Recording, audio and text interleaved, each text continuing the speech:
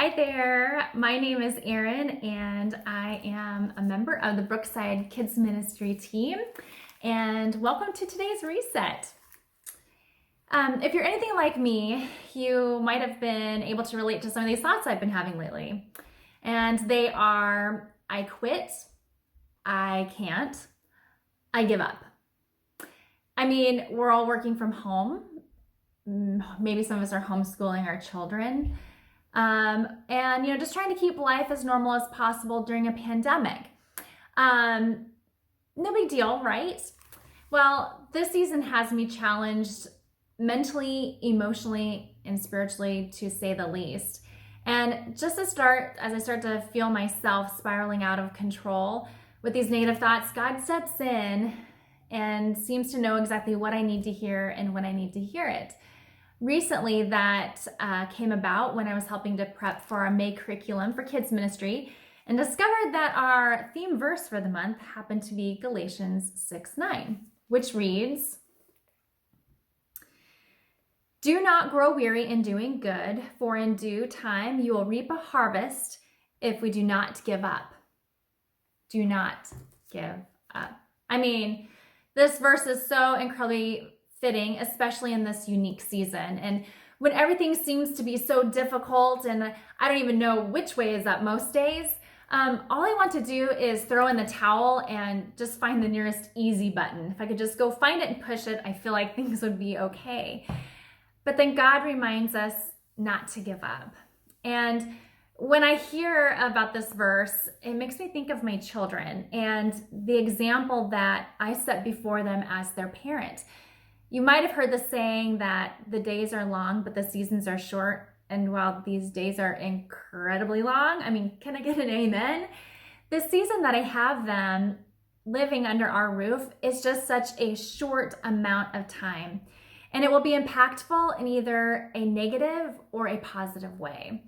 It's in the short season of time that I must choose to not give up and take the easy road, because they are observing how I react, interact, and handle all of life's situations. And one day when they are grown and on their own, my earthly harvest would be that I had stewarded them well, giving them all the tools that they need for an abundant life, and a life that they're ready to take on any battle that the enemy might throw at them. Really instilling in them that a life with God is much more rewarding than a life without God. Theodore Roosevelt once said, "Nothing in the world is worth having or worth doing unless it means effort, pain, or difficulty." He goes on to say, "I have never in my life envied a human being who led an easy life. I have envied a great many people who led difficult lives and led them well." I mean, we can all think of somebody in our lives that have maybe been an example of that. And somebody else that I think of is maybe like a doctor who went through years of medical school and is now practicing medicine. And because of their determination and hard work, they are saving lives. They are helping people. Or what about an athlete who is training for the Olympics and they have dedicated their entire life to their sport? Just think of all the dedication and hard work that goes into that, with the one goal in mind of winning the gold medal. The mindset, the sacrifice that they've made to accomplish that goal had to be incredible. Or what about this one? Jesus' disciples.